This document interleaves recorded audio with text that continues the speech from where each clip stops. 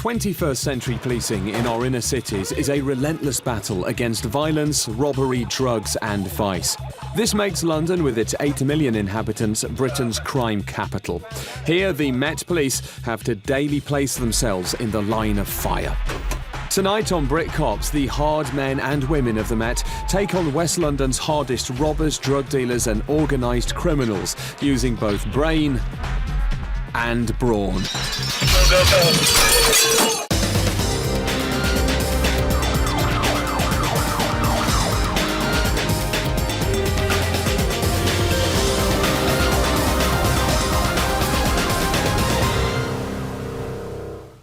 These are CCTV images of two youths breaking into a 50 grand motor and stealing a number of valuables. They've been caught on camera and now the cops are after them.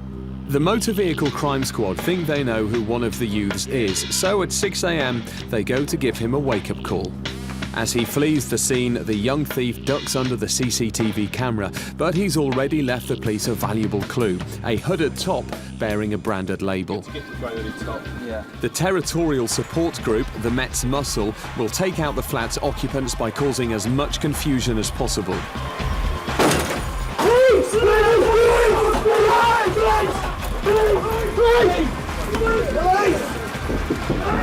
One in there, one in there. You got enough? One in there. Right, fire! One in there, one in there. Right, what we got? There's a dog upstairs, I sound it. One detained in here. The flat is secured and the suspect found in his bedroom. Right, we'll check him out. Cheers, Dale. But they still need to find the hooded top to link him to the crime.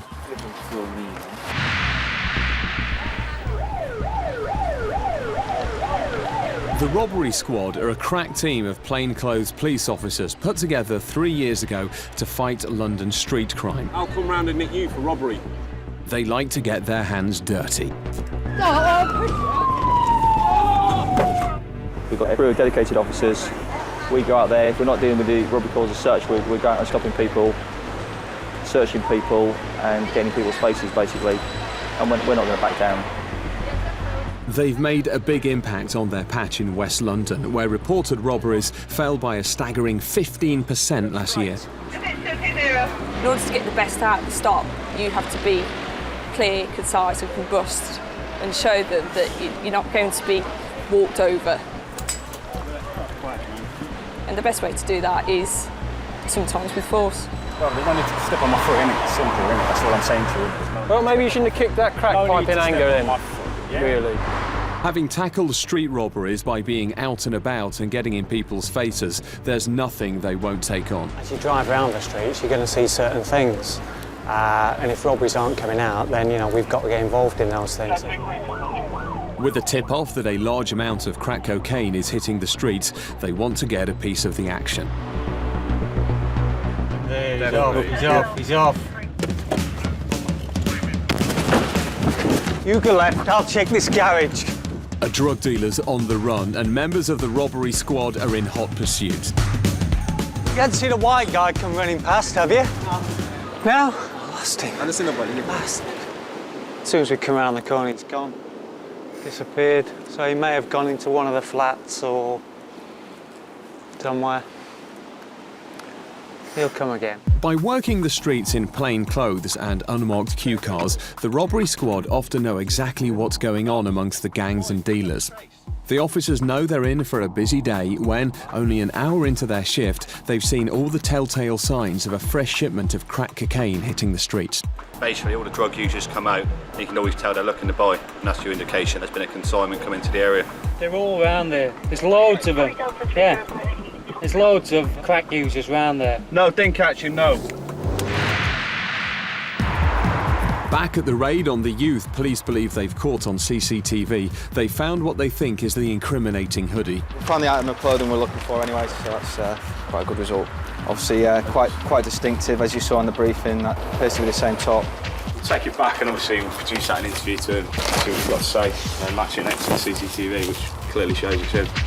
Despite believing they'd got their man, when it went to court, the judge dismissed the case on a technicality.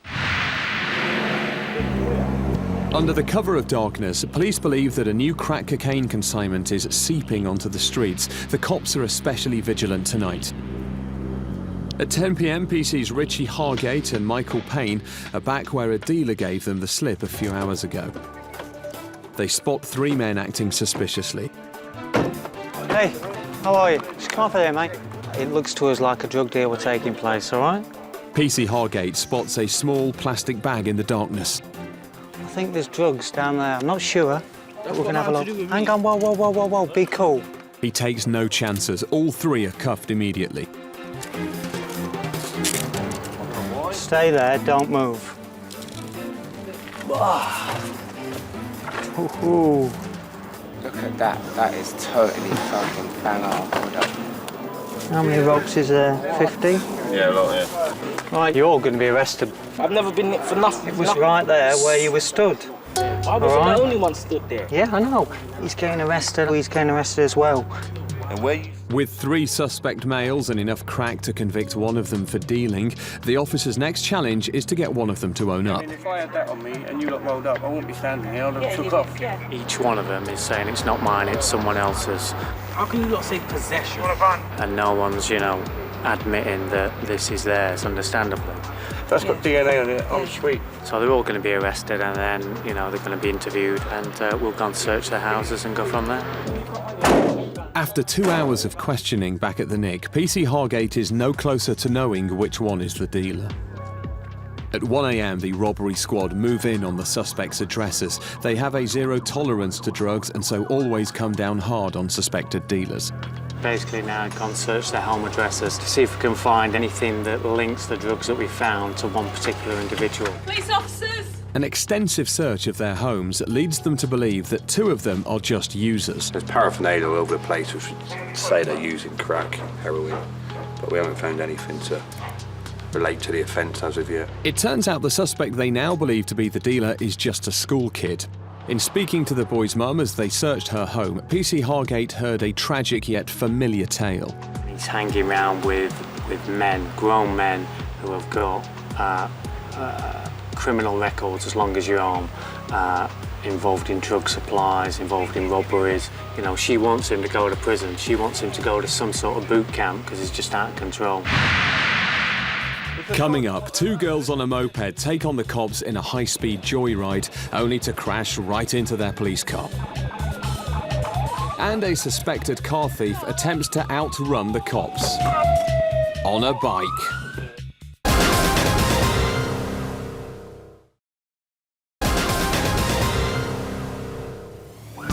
It's mid-morning in West London. Robbery squad officers are in pursuit of a man on a bike.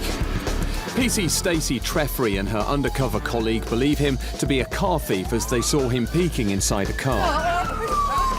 But just as the suspect thinks he's getting away, his mobile falls from his pocket. Dropped his phone as well. As he's unlikely to leave his mobile behind, the cops know the chase is as good as over. FH, it's going to be a stop.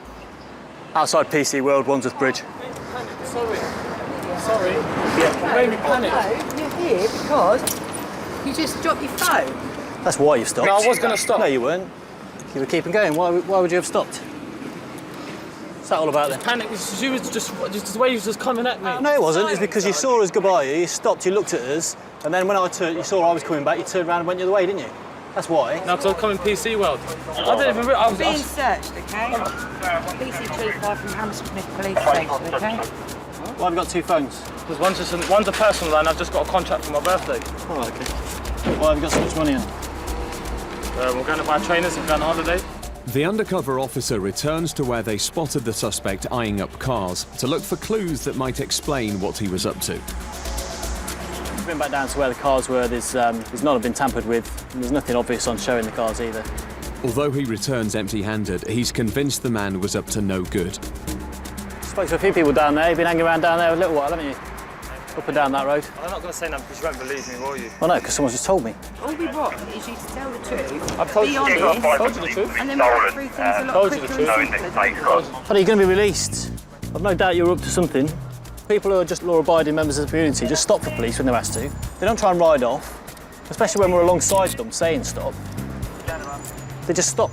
you know what I mean? The only reason you stopped was because you dropped your phone. We know that, you know that. Hoping he had something on him, drugs or going equipped to steal, something like that, but nothing to say. Just let him go, unfortunately. Can I go? You're going home now, yeah? Yeah, I'm going there. If they'd been in a marked police car, they could have nicked him for refusing to stop. He's failed to stop for us, but that's not an offence because we're not in a marked police car, so... For the robbery squad, it's the only downside of being in an unmarked car. On a nearby estate in Fulham, robbery squad officers are trying to intercept a stolen moped that is being ridden at breakneck speed by two girls. As soon as they saw the police car, they rode straight off back towards the place it was stolen from. The situation presents the robbery squad with an impossible dilemma. Hold back and the girls will get away, go in too hard and it could end in disaster. The last thing we want to do is be chasing a motorbike which has probably got two young people on and possibly without crash helmets. They suddenly catch a glimpse of a moped speeding away from them. Can I have a... But it's not the stolen moped. Negative. The two girls and the stolen moped remain at large, but their run from the law is about to end in near tragedy. Youths robbing mobile phones is a massive problem for the robbery squad. In London, they nick around 200 mobiles every day. So, when the robbery team hear a youth has been robbed of his mobile, they're quick to respond. The robbery just taking place, two suspects. Two males have stolen a mobile phone from one of a group of teenagers hanging out in the park. Knowing the suspects can't have got far, PT's Hargate and Payne are hoping a witness can spot them. So what we're going to do is we're going to have a drive around the area quickly, all right? Because they're trying to make their way out the area, all right? Right, would you recognise them again? Yeah. Right, just keep your eyes peeled then, looking out all the way around. If you see him, just say to us, that's them, stop. Across town, the robbery squad are getting ready for another manhunt, but this time they're dealing with every copper's worst nightmare, what appears to be an Uzi submachine gun. This is him. He's 21. He's got warning signals of violent weapons and drugs. A man has taken photo snaps of himself brandishing the Uzi and left them to be developed at a pharmacy. We've spoken to the firearms inquiries team, the experts. They said they can't be sure if it's real or replica, but in their opinion, it looks pretty real. Nicknamed Spray and Pray, capable of firing up to 1,000 rounds a minute, the Uzi would cause widespread carnage and bloody mayhem if used on the streets of London. Another telltale sign is the rag round it, which would assume if he's got half a brain, to stop his prints or his DNA getting onto the gun if it ever gets found by the police. But mainly the idea is just do a Section 18 on that 117 and look for it there. As the man is already well known to the police, it doesn't take long for them to track him down to an address in West London where he's arrested. Yeah. But there's no sign of the Uzi. Let's have a quick look through the rooms. It's going to be awesome. Door's been locked. Another team rushes to his home to try and find the weapon before it can be moved on. We're going to go down to his address before anyone can be alerted that he has been stopped. We're going to go to the address and execute the warrant and see if we can find the gun. PC Payne is on the lookout for the two phone thieves when the witness spots them. I recognise his jeans, I think. Which one? The one with the jeans. Will, tell them where we are. Police officers! Mate, you, stand over there.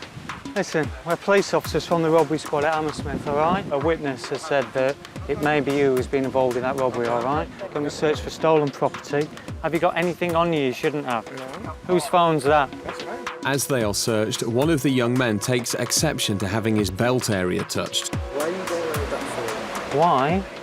Because people often conceal stolen property. You know you're actually like looking trying to, that's what it seems like. I've got a wife and kids, you don't need to worry, all right?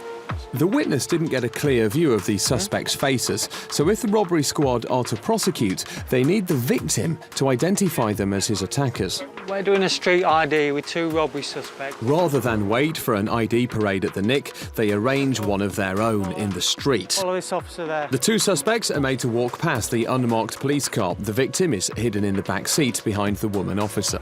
It's a score, Fro. Well, he said yes for this one. Right, he definitely did it. He was with The victim identifies his attackers. Right, hold your arms out. Is he completely positive? Yeah, no doubt. They are arrested and taken into custody. That's it really. Happy? Yeah. The Tearaway Girls' high-speed joyride on the moped has come to a dramatic end. I turned to my right and saw a moped screaming around the corner with a young black girl and a young white girl on the back, very fast. I think it swerved to avoid a Golf and then smashed quite spectacularly into our parked car. By crashing into PC Sorch's parked police car, they've run right into the jaws of their pursuers. It looks like she tried mounting a little curb bit where our car's parked, and she's come off and she's cleared into the front of our police vehicle, where you can see the frontal damage to our car. By riding at reckless speeds with no helmets, the girls' joyride so nearly ended in tragedy. In a bizarre twist to an already extraordinary incident, the only witness just happens to be a doctor. The lady in the silver Golf, the witness, is a doctor, and she just had a look at the young lady on the floor and she thinks she's got an open fracture of her tibula, so it's sort of quite a badly broken leg. Despite breaking a leg, the girl continues to fight the authorities. Push me away, darling. I'm here to help you. It looks like her legs hit one of the metal barriers, and that's what snapped it. The upshot of it was the moped was stolen, but they're not going to be arrested tonight. First aid being the main thing. We'll make an appointment for next week to come back in, and we can talk to them then in interview about what happened. Having detained the man who took photos of himself brandishing an Uzi, the Met officers are now looking for the weapon at his home address. Oh no, what's happened now? I'll explain in a minute. Oh, this is so bad. What? Oh, go on, help me fuck yourself, love. Go up.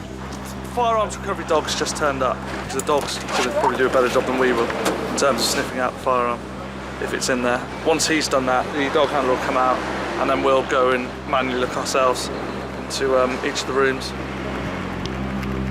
An extensive search with the dogs reveals no gun, but the robbery squad don't leave empty-handed. A mobile phone from a robbery last week basically has been found in one of the rooms. The chap who owns the room, he's still here, so he's going to get arrested for robbery, taken back and interviewed about the phone, because obviously it's from a robbery and it's in his bedroom. He's got to answer questions about it, so he's going to get arrested now. The very next day at the Nick, and there's still no sign of the gun, but the man in the photos has explained just what he was up to. When we interviewed him, he stated that it's his friend's gun, a paintball gun allegedly. We can't prove otherwise at the moment unless we find it. We asked him with regards to the gun, there seems to be a tea towel holding in his hand, holding over the handle of the gun, as if he was trying to prevent his fingerprints or DNA going onto the gun. He said he was just doing that for show, just to show off. He said he was getting the pictures to look cool. He said he was going to print the pictures out and put them on his wall for some reason, as you do. We explained that obviously it's quite dangerous. He understood that and apologised, but then again he wouldn't tell us whose gun it was, so we can't make any inquiries regards to that person. So he sort of helped us, but not enough. Officers Chris Hockenhull and Chris Penman see what they believe to be a drug deal going down on the streets of Fulham. I'm stopping him, he said he's got a little bit of cannabis on him. In a change of the law, cannabis users are now only given a warning so long as they aren't caught again within a year. We've got this new form that we can give out to people, which saves us a lot of time. Doesn't mean we have to arrest them all the time. They get a warning. Admittedly, they get pretty pissed off that we take their drugs. This man has already had one warning, and although PT Hockenhull is happy to let him off with another, he's only worried about losing his weed. You've given me this thing, yeah, and you've just been... Listen to me. Listen, I'm going to get told off by my bosses for not arresting you because you've already had a warning. Yeah? See? Alright, man, yeah, have a good day, yeah? Have a good weekend. And you, haven't spoilt your Friday night, have it? No, man, it's still early. There you are then. You can go and buy some more, can't you? No, none of that, man. Yeah. And right around the corner, they spot the other party in what could have been a drug deal. How you doing, friend? You all right? Spoke to your friend. You know the one you came and did a bit of a handshake with? Yeah. He had a bit of cannabis on him. It looked to us that you might have given him that cannabis, all right? Have you got any cannabis on you? Just a little smoke. Pardon? A little smoke. A little smoke. Since you've admitted that you've got a bit of cannabis, you're going to get searched for drugs, all right? Yeah. Is it a little tiny bit, is it? Yeah, that's it. Oh, blinking heck. It is a bit tiny, isn't it? How much did you pay for that? Just get it. Just get it. No bloody wonder I wasn't going to pay for that. Turn around for me, mate. You haven't been in trouble with the police before? No. Never been stopped? Not been stopped in this? I just... Without being rude, stop driving this car. Yeah, for real. You had a little bit of cannabis, we can't let you have it back. All right? No, that's cool, man. Are you willing to sign this form to say the police are going to destroy it and you get a warning to basically say that you've been stopped with a little bit of cannabis on you? All it is a warning. But you've got to understand that if you get stopped again in the next 12 months, you can be arrested because you get one warning. In the end, it's still illegal. Shouldn't be having it. All right? I don't buy it for real, like, it's just sometimes you want to smoke. And You want to smoke today, though, aren't you?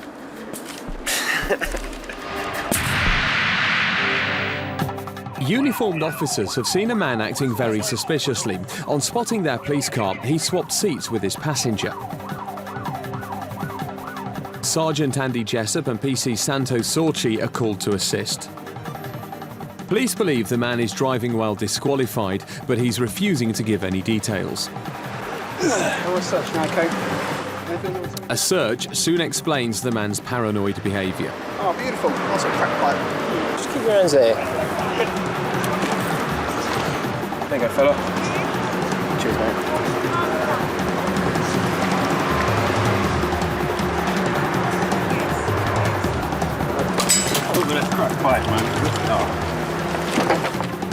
Out of the blue, the man kicks his crack pipe off the wall. What are you doing that for? And so PC Sorchi keeps a close eye on him. Why are you tensing out your arm? Why are you pushing against us? So you don't kick out like you did on that crack pipe. Well, there's no need to step on my foot in it. That's what I'm saying to you. Well, maybe you shouldn't have kicked that crack pipe in anger then. Yeah. Really?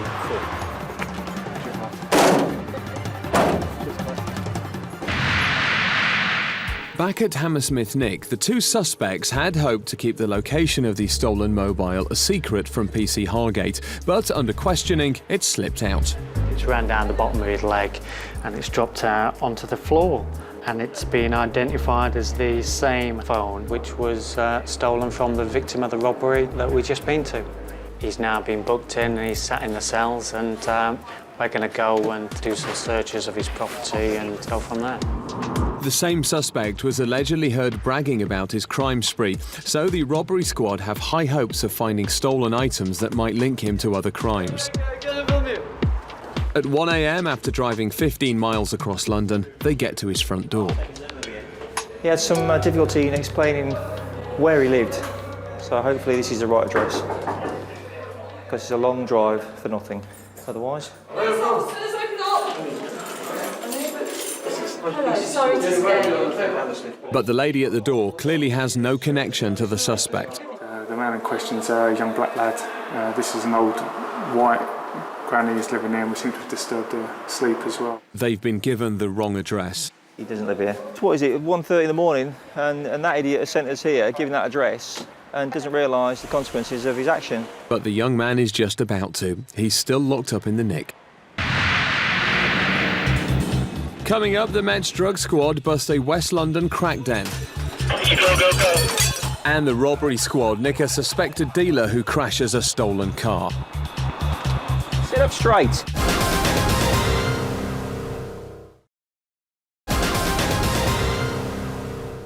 At Shepherd's Bush Police Station, drug squad officers are planning a raid on two properties they believe are being used as crack dens. We're doing two addresses today, all within one terraced house. In regards to the ground floor, intelligence suggests that is involved in the consumption and supply of cocaine. This is All kinds of cops have been called in to assist, but the drug squad are the masterminds of today's raid. So the gangs they infiltrate can't identify them, their faces must remain hidden. second floor intelligence suggests that female IC3 is involved in supplying Class A controlled drugs. Haven't got a picture of her, unfortunately. She's got previous convictions for handling and deception and a caution for possession of drugs. The territorial support group, the strong arm of the Met, will provide the muscle. Rapid entry gains both ground floor flats A and B in full protective clothing. TSG officers to secure all occupants inside the premises and keep them in situ. Taking out the dealers is the only way police can fight this highly destructive drug epidemic. There are now 46,000 crack users in London, but it's a high-risk battle as the dealers are controlled by gangs who are often armed. So they take the dealers completely by surprise. An ordinary van will be driven by drug squad officers posing as delivery drivers. No one knows that it's a police vehicle.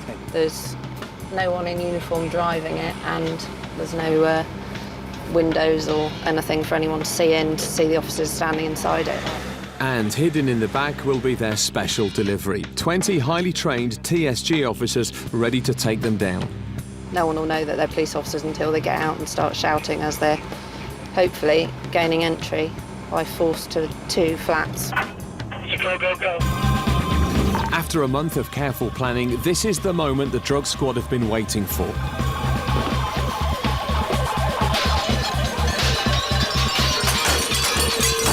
A head cam on one of the officers captures the action. Back off! Please downstairs, no suspect! Yeah, 2 adults, 2 kids. Just 2 of you stay in this flat, the rest withdraw to the van. CAD 5269, could you update it to confirm entry gained? The ground floor's empty, but it looks like someone's recently been in there. Just going to keep an eye out for the gentleman occupier from the ground floor.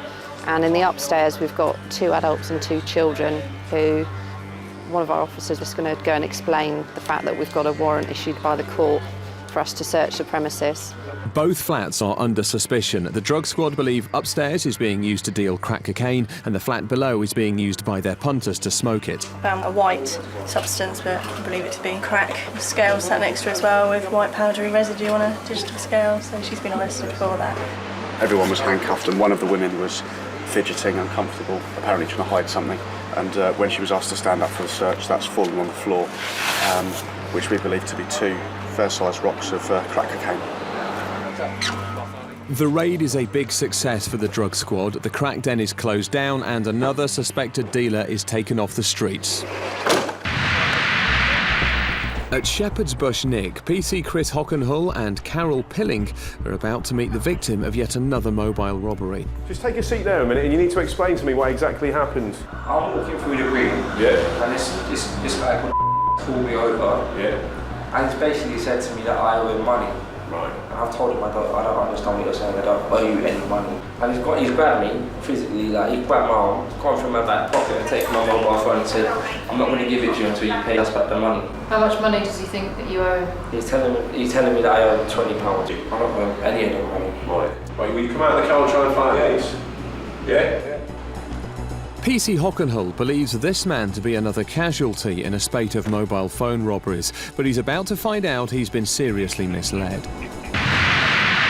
Back at the raid, led by drug squad officers, the search of the bottom flat has revealed evidence of crack consumption, but only a small amount of cannabis is found. That's called a crack pipe. It's basically a pipe that they use to put drugs in the top. And there's a bit of a used syringe in there as well. As they search his flat, the tenant returns to find his windows smashed and that he's under suspicion of dealing. You got any controlled substances on you? No, I don't think that. You got from what methadone? Where have you just got this from? I took it out with me. Well, that's far too much for one bit, innit? So have you just been out and bought that? No. The tenant of the bottom flat claims he's been bullied into allowing his flat to be used as a crack den by the suspected dealers upstairs. As he is only found with a small amount of cannabis, police accept that, far from being the villain, he could be a victim in all this. It's often the case that vulnerable individuals, perhaps drug users themselves, are bullied or threatened into allowing their properties to be used for other people to smoke Class A drugs, and then for the drug dealers themselves to force their way in and actually start using the premises to deal Class A drugs. Mr. is alleging that that's what has happened in his case. I could have disappeared, but I thought I'd come down and see what's happening. It's my profit after all at the end of the day until they throw me out. I don't need this. Just don't need it. Especially when it's smashed windows. If I'd been in, I'd have opened the door.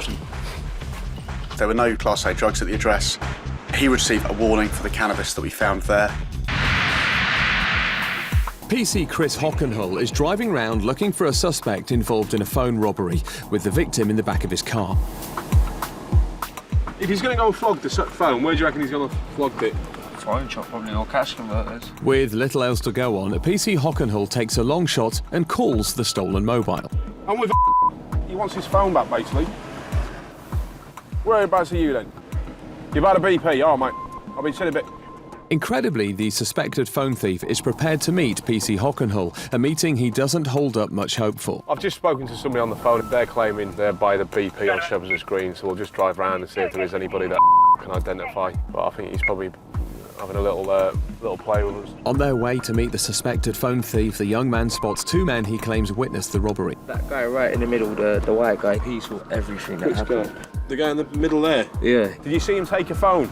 No. But you're not going to get in any trouble. No, I didn't. I didn't see anyone. If I saw anything naughty going on like that, I'd get involved. No worries, mate. And from what I know, I don't think he'd do that anyway. I think he's trying to get him in trouble. Yeah. He's claiming he's been robbed on Shepherd's Green, basically. As the young man's account of his robbery just doesn't add up, PC Hockenhull asks for a check on the police national computer. He made a call earlier on today, what he got nicked for, that he was being chased by two guys with baseball bats along North End Road. Turned out to be a load of pony. We nicked him for wasting police time. We given him a PND as well for it. Whatever he tells you is rubbish, basically. Knowing that the young man in his car was charged with wasting police time 2 hours ago, PC Hockenhull keeps his meeting with the suspected phone thief. It's the only way he can figure out what really happened. Whereabouts are you? I'm with Yeah, all he wants is his phone back. PC Hockenhull calls the phone thief again. Oh, did he? This time he hears the other side of the story. How come they're saying that you've robbed an old bloke? Because if I find who you have and I get the name of the old bloke and you do match the description, I'll come round and nick you for robbery. I don't reckon you've even told me one little bit of truth today. The suspected phone thief shows up with the phone.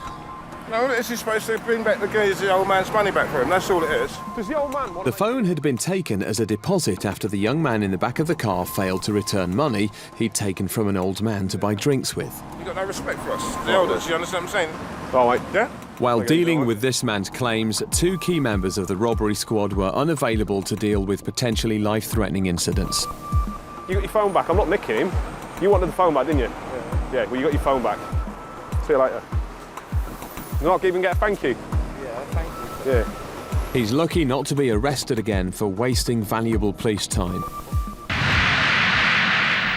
Sergeant Andy Jessup and PC Santo Sorci see a young male slipping something into his pocket as they drive past. As they're in an area where weapons are often carried, they do a stop and search. They can't take any risks in case the man is armed, so they have to deal with him harshly. Did you just see our car back there? As I've just come under the bridge, I saw you whack something into your pocket nice and quickly. Well, then you can check. PC Sorci is even more suspicious when he sees a bandana that could connect the young man to a local gang. What's the bandana for? You a pirate? No, yeah, maybe. Are you in a gang? No, man, I'm not even in a gang. Look at that fancy t-shirt. I don't even smoke, so you won't find no drugs or anything. I wasn't looking for drugs, I'm looking for weapons. Weapons? Yeah. You carry a weapon. Why you got that bandana? Oh, because I like the colour. Just watch him a set, I just want to get the old one. Sergeant Jessup takes exception to his partner being addressed as a boy. You won't find nothing, boy. Did you just call him boy? It's called slang. Okay, TNT. Okay, TNT, over. I think you meant to say officer. Thank you. Not really. Is that you whacked in your pockets? Maybe. I don't know, I don't remember. I have a very bad memory. Oh dear. What they believe to be a weapon turns out to be just an inhaler. Have you been arrested before? Yeah, twice. What for? Robbery. Did you go to court? Yeah, and I bust case. You bust case? What does that mean? It means that I weren't guilty. The search reveals no weapons, and so the young man is free to go. Thanks for your cooperation. It's 6 p.m. on a busy Friday in Hammersmith.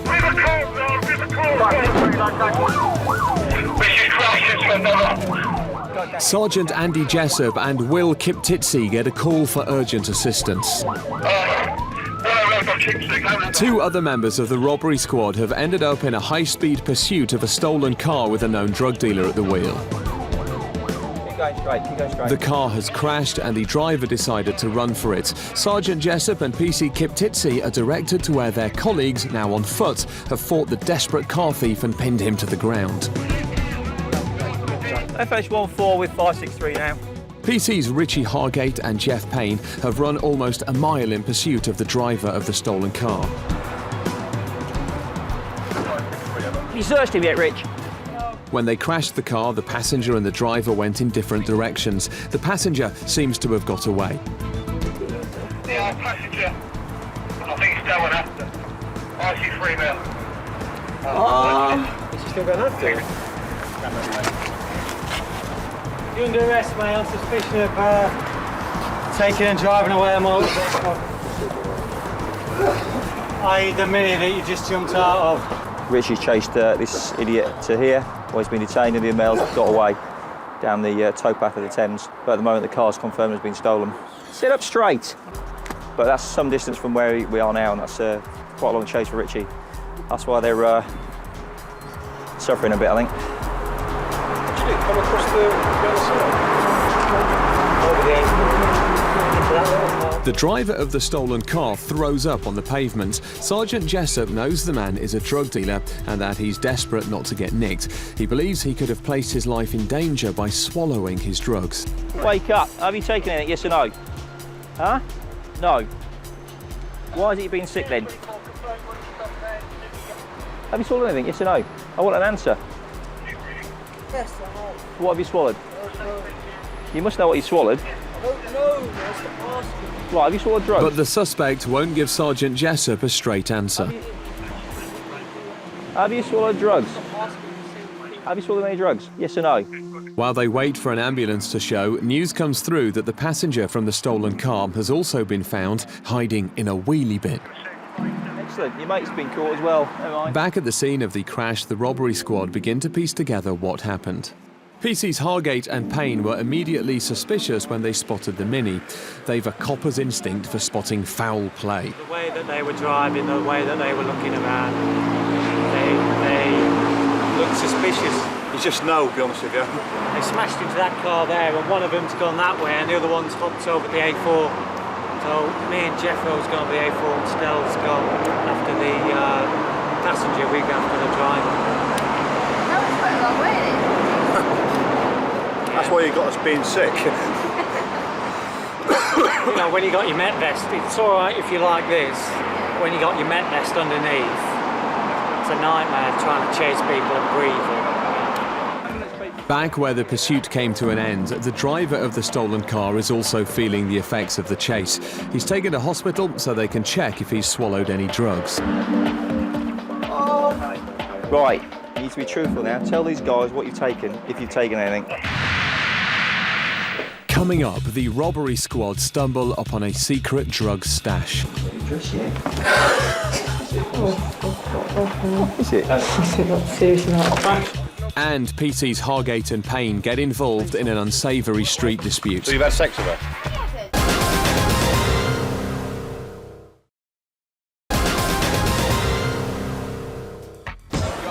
Friday night is the busiest night of the week for members of London's Met Police Force. It's when incidents involving drugs and alcohol spill over onto the streets. Eagle-eyed PC's Richie Hargate, Mike Payne and Joe Walsh spot what they believe is two men and a woman involved in a drugs deal. By being out and about looking for signs of trouble, the robbery squad team come across all kinds of criminal activity. Joe, get hold of him, get hold of him! Just like you like then, mate. Right, you got any drugs on you? Nothing. I think I just saw you deal with drugs to that girl up there. For that, you're going to be searched. Search me. Just keep your hands where I can see them. You don't have to do anything. I'll be doing everything. Search me. You can I know. search me. I am going to search you. I've just told you I'm searching. Go on. All right. They got pockets or they just boxer shorts? Don't take your trousers down. I just asked if they got pockets. How much drink you had? To check the two men and woman are telling the same version of events, the woman is taken to one side. It looks from where we're stood, the drug deal just took place there. Have you got any gear on you? Seriously? See, I've got a picture of them. You been arrested for drugs before? Nope. Really? They were actually just trying to ask me was I doing sex. What did they say? Load you up for £4. That's what they said. You're a prostitute. Am I? No. Are you a prostitute? No. The woman claims the men offered her money for sex. But there are a number of discrepancies between the men's and woman's version of what happened. So you've had sex with her? No. No, he hasn't. So you gave her £4? No, he didn't. I asked her a fag at first, and that's when they asked me. What, so she said she'd do it for a tenner? Yeah, she said. No, are you cheeky bastard? Hey. Is that no trace of it? But with no drugs found in their possession, the two men and the woman are free to go. All right, boys, we done? We happy? Yeah. Gents, thanks for your time. Don't stop any females again. It looked to us like a drug deal was taking place. The females got previous for crack using. Having spoke to her, she says that they offered her £4 to have sex with her. They're saying that she asked for £10 from them to have sex with her. Something untoward was going off when we arrived, but they've been searched. We didn't find anything on them, and they've gone on their way. It's 1 a.m. As the car thief who crashed the stolen Mini is suspected of other crimes, the robbery squad are moving in on his flat. to search his address to see if we can find any stolen goods. For Sergeant Jessup, it's looking a bit of a long shot. Probably can't get in, just haven't got any keys. They are buzzed into the block by a neighbour. There's the police to get the door, please.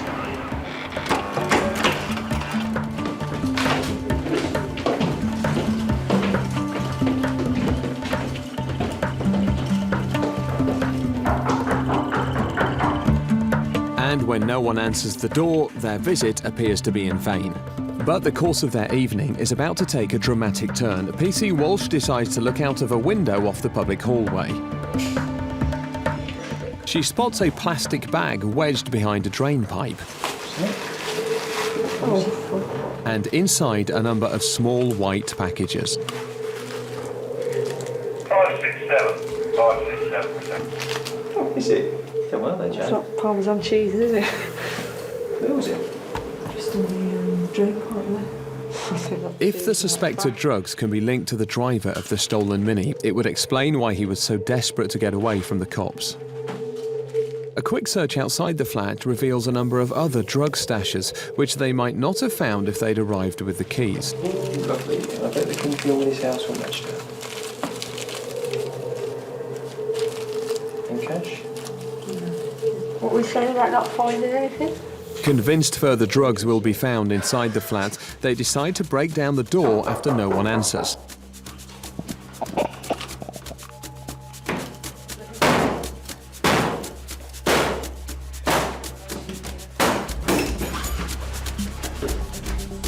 Police officers, why don't you come to the door? A man inside the flat says he's slept through it all. While the search of the flat begins in earnest, items continue to be found all around the public hallway. Found a couple of hard drives for a computer, an Audi car key in the cupboard there, air compressor for the car and some junk leads and stuff. And this here, a ThinkPad. Not really the place you want to keep it, is it? Just down here. So, In between two walls. And inside the flat, an air pistol is found behind the suspect's bed. The robbery squad spend the rest of the night searching the flat and the lobby for further evidence of criminal involvement. At 6 a.m, the robbery squad's search of the flat is finally over. They head back to the Nick with cash, stolen items linked to various burglaries, and a sizable amount of crack cocaine.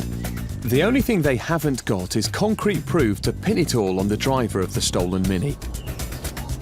Because they are technically in a public place, it'd be down to forensics, and there could be DNA from when people have wrapped up the drugs. For the robbery squad at least, it's case closed. Yeah, it's a really good find. Then it'll be down to the CPS and what they decide. But we've done our bit. Coming up on Brit Cops Frontline Crime, the police action series exclusive to Bravo. In Wales, raids, violent arrests and high-speed chases. Devon and Cornwall's specialist units take on vice. How much was she charging you? And the cruel sea. And in London, the Met tackle armed criminals and drug dealers. Large bag of cannabis. Bravo's cameras capture all the action as these cops catch the criminals. Right, you're next.